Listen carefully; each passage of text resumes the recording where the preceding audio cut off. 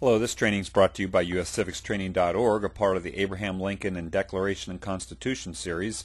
This webinar is titled The Indissoluble Bond of Linking Principles and Structure. So this short webinar takes a look at the linking of principles and structure as we realize that the Declaration and the Constitution are designed to work together. Let's take this from this angle first. Without the principles of the Declaration that serve as an anchor for the Constitution, it's impossible to maintain a free government. The Constitution, Bill of Rights, and all laws have no real firm foundation. Judges and politicians can construe laws and the Constitution in any way they please, and a free society is at the mercy of whatever winds prevail on a given day. You see, there's no higher principle to appeal to when the law fails a person. Furthermore, whatever law is passed, no matter how unjust, will be acceptable, because there will be no objective way of claiming it's wrong. We are on a path to tyranny in essence, and we do not have an anchor for the Constitution. And so all those statements are true without the principles of the Declaration serving as an anchor to the Constitution. So what's the Constitution's role in this? Well, the Constitution enhances the Declaration by giving it force. The Constitution makes the principles of the Declaration greater by making them real. It protects the Declaration, and it's built around the principles of the Declaration.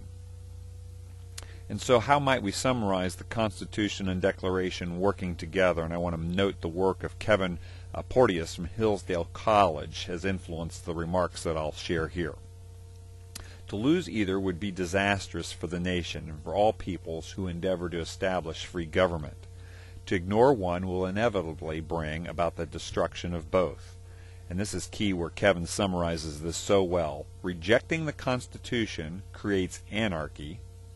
Rejecting the Declaration will create tyranny. Boy, to ponder those two closing statements there provides remarkable insight. Rejecting the Constitution created anarchy in its day if it had been rejected, and rejecting the Declaration will create tyranny. And so in the United States, the Constitution and Declaration are designed to work together. That is, the principles of the Declaration serve as the anchor, and the structure of the Constitution bring life and force to the principles of the Declaration. Let's hear again from Dr. Kevin Porteous. One frequently sees governments that are technically well-founded.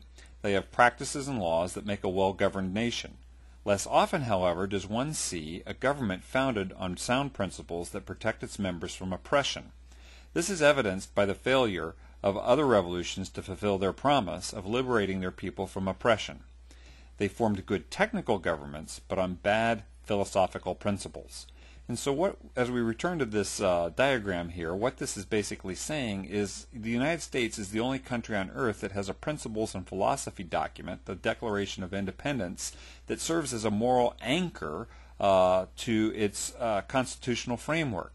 So no other country on the earth has that type of linkage between a philosophical moral principle document of where rights come from, as well as what the purpose of government is, that undergird and serve as an anchor to their constitutional frameworks. Hearing from Dr. Porteous again. The Declaration and the Constitution are an inseparable whole that together, and only together, form a bulwark based in objective truth that protects the inherent rights of man against all assaults in a way that the Constitution alone does not and cannot. The Constitution must be interpreted in light of the principles of the Declaration of Independence. To summarize Dr. Porteous' statement one last time, rejecting the Declaration creates tyranny. Rejecting the Constitution creates anarchy.